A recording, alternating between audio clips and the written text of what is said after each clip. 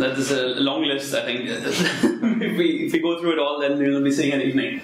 There are a lot of challenges, starting with the obvious one, which is that simply you don't have a brand name, right? You have no name, forget brand name. So you just have to kind of sell the concept. You say, this is what we're doing, and you hope people say, oh, that's cool, I want to join it.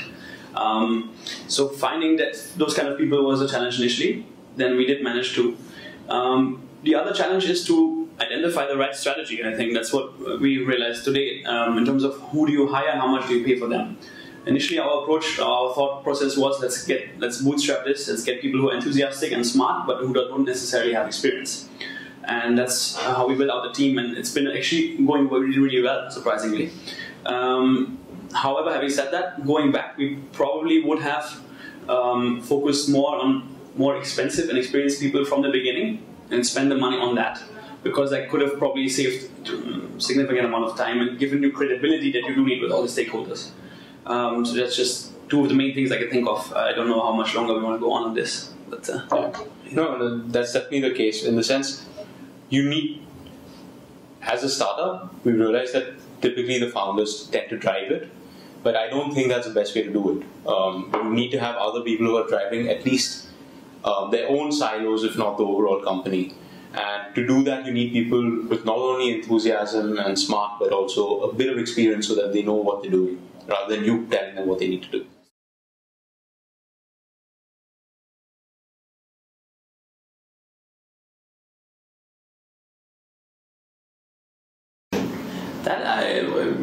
We thought it would be a big problem, and we asked that question in the interview. Obviously, we asked the candidate that why the hell would you join us and not other consultancy services? And there is surprisingly quite a few people out there now who realize that startups are a place where they can learn a lot more, and they can have a lot more responsibility at hardly a compromise on the salary.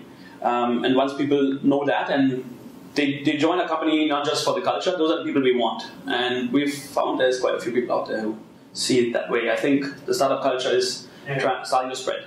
We must have seen the same thing. But one additional thing I want to add to that is, in terms of trying to convince people, I think using things like ESOPs is something that's not been done much in India, but I think it'll gain importance over the next few years as more and more employees realize that as startups move towards more established companies, actually having stock in a company can help in the long term. So that's something which people should use, I think.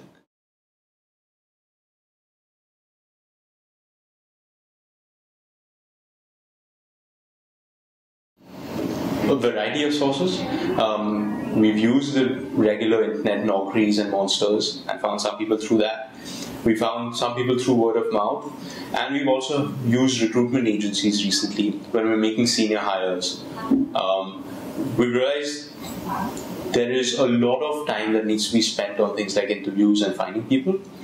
We typically do not have that amount of time to spend on it, so you need to use all the help you can get.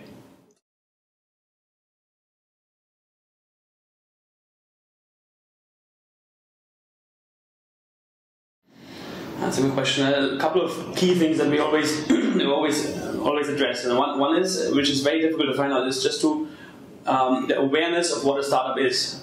I always probe on that a lot in interview. Are you aware what it means? I ask them very clearly. You know what the pros and the cons are of joining a startup, and that in itself, and that the answer to the question reveals a lot about the person and whether they can fit in a startup culture generally and in our culture as well. And the second thing is that there's one term that we use here in Enroute, which is called proactive independence, where we expect everyone, it explains itself, right? But to work independently simply because we do not have the time to micromanage, which might happen at the larger companies where people are being spoon-fed. Here's the report I want you to do, this is it, and let's get it done.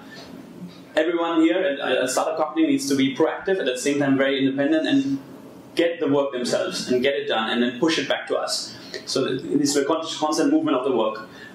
So that's what we're looking for in the interview, and it's very difficult to find out who are those people. Yeah. Couple of things I want to add to that actually.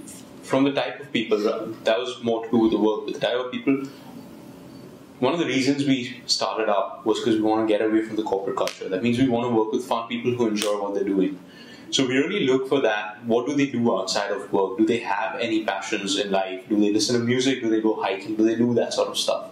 Right? Because that makes a difference to how interesting they are as people. You don't want them to be working 24 hours a day. That makes them boring.